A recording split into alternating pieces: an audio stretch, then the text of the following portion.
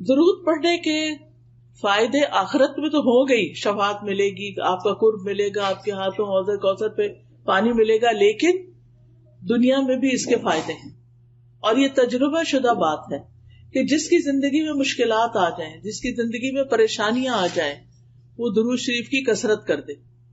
جو لوگ آپ میں سے عمرے پر گئے، جن کو سعادت اللہ نے نصیب کی، وہ لوگ مسجد قباء بھی گئے ہوں گے.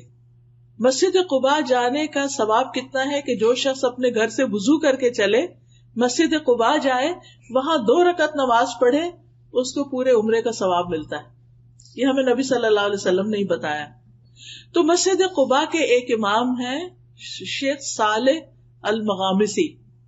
صالح المغامسی جو تھے، ان کے دل میں کوئی تکلیف ہو گئی تو ان کا ہارٹ کا آپریشن ہوا.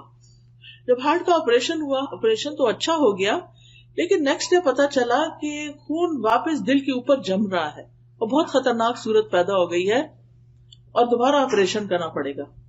اب جب وہ ہوش میں تھے، وہ خوش تھے پہلے کہ میرا آپریشن کامیاب ہو گیا، لیکن انہوں نے دیکھا کہ 10 ڈاکٹر آ گئے اور وہ آپس میں ڈسکشن کر رہے ہیں، تو ان کو سمجھ آئی کہ یہ کوئی مسئلہ گڑبڑ ہے. بہرحال انہوں نے آ کے خبر سنائی کہ آپ کا آپریشن دوبارہ ہوگا. اب آپ سوچئے کہ ایک شخص ایک دفعہ سرجری سے گزرا ہے اور دوسری دفعہ اب اس کی سرجری ہونے لگی ہے. تو اب کیا ہوا کہ کہتے ہیں کہ شیخ یہ خبر سن کے بے ہوش ہو گئے اور کلمہ پڑھنے لگے، اشہد ان لا الہ الا اللہ اشہد ان محمد رسول اللہ. کہ انہیں یہ لگا کہ اب تو میں دوبارہ بچتا نہیں ہوں، میری تو جان جانے والی ہے. اور اس کے ساتھ ہی انہوں نے کہا کہ ٹھیک ہے آپ آپریشن کرتے تو کر لیجئے. اب ہوا یہ کہ وہاں پر ایک نرس تھی، لبنانی نرس. اس نے دیکھا کہ شیخ بہت پریشان ہے. وہ شیخ سے بڑی متاثر تھی. وہ نے پتا چلا کہ مسجد قباء کے امام ہے، تو آپ سوچئے کہ اگر ہمیں بھی پتا چلے تو ہم ضرور زیارت ملاقات کے لیے جائیں کہ اتنی بڑی شخصیت آئی ہے. تو نرس کو جب پتا چلا کہ شیخ کا آپریشن دوبارہ ہو رہا ہے اور اتنی بڑی تکلیف دوبارہ اٹھانے لگے ہیں، تو چونکہ لبنانی بھی عرب ہوتے ہیں، تو وہ شیخ سے کہنے لگی، یا صالح صلی علی النبی وربی یفرج. شیخ صالح تم درود کیوں نہیں پڑھتے؟ اللہ مشکل آسان کر دے گا. سبحان اللہ. شیخ نے اسی وقت شروع کر دیا، اللہم صلی علی محمد وعلی آل محمد، اللہم صلی علی محمد وعلی آل محمد. پڑھنا شروع کر دیا. شیخ اپنا یہ قصہ خود سناتے ہیں صحیح ہونے کے بعد، قسم اٹھا کے کہ کوئی چیز اندر تبدیل ہو گئی. یہ درود پڑھ رہے تھے اور کوئی چیز اندر تبدیل ہو گئی، اور جو میرے آپریشن کے لیے سارا تیاری کر کے رکھی ہوئی تھی وہ دھری کی دھری رہ گئی. یعنی کہ اینڈ میں دوبارہ انہوں نے جب ہارٹ کو سکین کیا ہوگا یا جو بھی اللہ جانے کیا، جب انہوں نے الٹرا ساؤنڈ کی اسکرین دیکھی تو حیران ہو گئے کہ یہ تو سب کچھ ٹھیک ہو گیا ہے، سب تبدیل ہو گیا ہے اندر، تب ضرورت نہیں رہی. اور شیخ اس وقت پھر رونا شروع ہو گئے کہ یہ درود شریف کی برکت سے ہوا. تو آپ دیکھیے کہ یہ کسی عام انسان کا قصہ نہیں ہے. شیخ ہیں جو خود لوگوں کو ہر وقت تعلیم دیتے ہیں. ان کے اتنے بے شمار لیکچر ہیں. میں ہر ہفتے ان کے لیکچر، جب میں تدبر قرآن ویکینڈ پہ میری کلاس ہوتی ہے قرآن مجید کی تفسیر کی، تو میں ان کو ضرور سنتی ہوں. اور اب تو ویک ڈیز میں بھی ہو رہی، تو الحمدللہ اللہ نے موقع دیا. تو ماشاءاللہ یہ اتنی اچھی قرآن کی تفسیر کرتے ہیں، عربی میں ہوتی ہے obviously، اتنی اچھی تفسیر کرتے ہیں کہ بالکل نئے طریقے سے چیزیں سمجھ میں آتی ہیں. اب ایک شخص جو اتنا بڑا عالم ہو، کسی معمولی شخص کو کوئی مسجد قباء کا امام نہیں لگایا جاتا.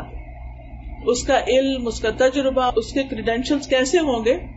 لیکن ہوتا یہ ہے کہ ہم سب انسان ہیں، کوئی کتنا بھی نیک ہو، کوئی کسی بھی درجے پہ پہنچا ہوا ہو، کوئی کسی بھی مقام پہ ہو، یاد نہیں رہتا. اور خاص طور پہ جب تکلیف پریشانی آتی ہے تو بھول جاتے ہیں کہ اس وقت ہم درود بھی پڑھ سکتے ہیں. تو اس وقت ہو سکتا ہے کہ ایک بالکل عام شخص جس کے پاس بہت نالج نہ ہو، لیکن اس نے ایک چیز پکڑی ہوئی ہو علم کی اور اس پر عمل کرنے والا ہو سکتا ہے وہ نرس خود بہت پڑھتی ہو. تو جو شخص خود کوئی چیز کرتا ہے، جب وہ کچھ کہتا ہے تو اس کے کہنے کا اثر بھی اور ہوتا ہے، اور پھر دوسرے پہ جو اثر ہوتا ہے اور دوسرا جب وہ کام کرتا ہے اس کو بھی فائدہ ہوتا ہے، کیونکہ نیک عمل کی برکتیں بہت ہوتی. وہ خاتون نے کا کہنا اور شیخ کا پڑھنا اور یہ سب چینج ہونا، اور انہوں نے واقعہ بیان کیا اور قسم کھا کے بتایا کہ یہ بالکل سچا واقعہ ہے. تو اس سے یہ پتہ چلتا ہے کہ ہم میں سے ہر ایک کو اپنی زندگی میں درود شریف کی کثرت کر دینی چاہیے، اور خاص طور پر جمعے کے دن جو ہے وہ آپ صلی اللہ علیہ وسلم نے خود حکم دیا ہے کہ جمعے کے دن یعنی جمعے کی رات سے ہی شروع ہو جائے. جمعرات کا دن جب اینڈ ہوتا ہے اور مغرب ہو جاتی ہے تو جمعہ شروع ہو جاتا ہے.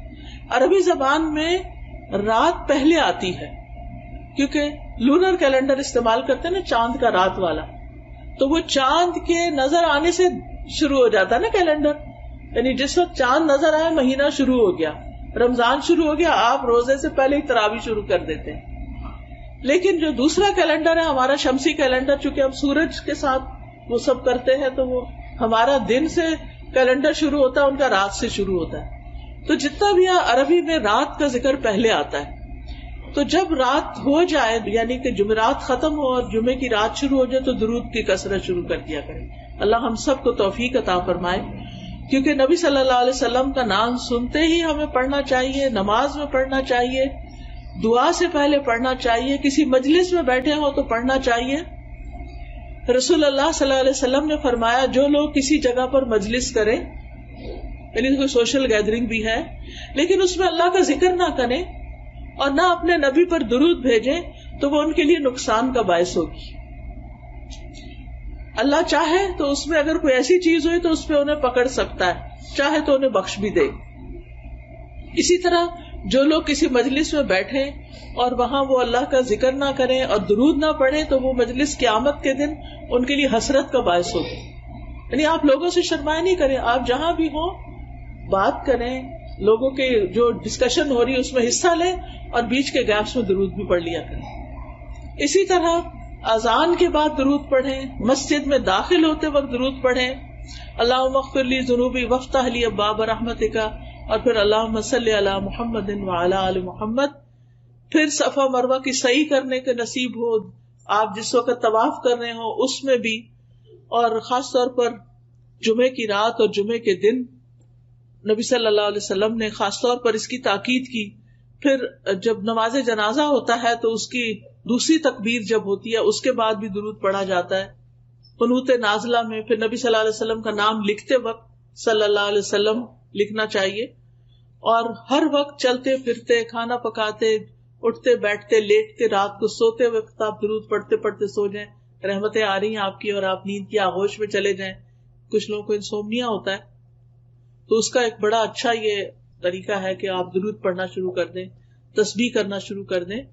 اور اسی طرح ایک نسخہ کسی نے بتایا تھا کہ سورۃ کہف میں آتا ہے نا کہ جب وہ کہف میں جو لیٹے ہوئے تھے وہ سو گئے تھے، وَتَحْسَبُهُمْ أَيْقَاظًا وَهُمْ رُقُودٌ، یہ اگر آپ پڑھنا شروع کریں تو نیند آ جاتی ہے. یعنی کچھ لوگوں کو نیند نہ آنے کا پرابلم ہوتا ہے نا، ویسے نیند آ رہی ہے جو ہی لیٹیں گے نیند غائب. تو درود شریف لمبے سے لمبا بھی آپ پڑھ سکتے ہیں جس کو درود ابراہیمی کہتے ہیں، اور چھوٹے سے چھوٹا بھی پڑھ سکتے ہیں. صلی اللہ علیہ وسلم، اللہم صلی علی محمد، اللہم صلی علی محمد وعلی آل محمد، اللہم صلی علی محمد النبی الامی وعلی آل محمد. اور آل کا ذکر اس لیے کرتے ہیں کیونکہ آپ کی آل اولاد نے، آپ کی ازواج، آپ کی ذریت، انہوں نے بھی نبی صلی اللہ علیہ وسلم کے ساتھ دین کے لیے بہت سی قربانیاں کی، تو ان کا بھی حق بنتا ہے کہ ان کو بھی ساتھ دعاؤں میں شریک رکھا جائے.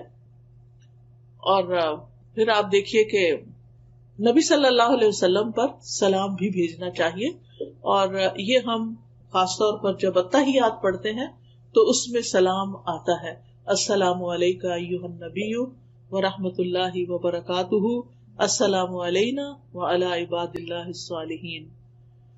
اور جب ہم اللہم صلی وسلم کہتے ہیں نا، سلم، تو یہ سلام ہوتا ہے.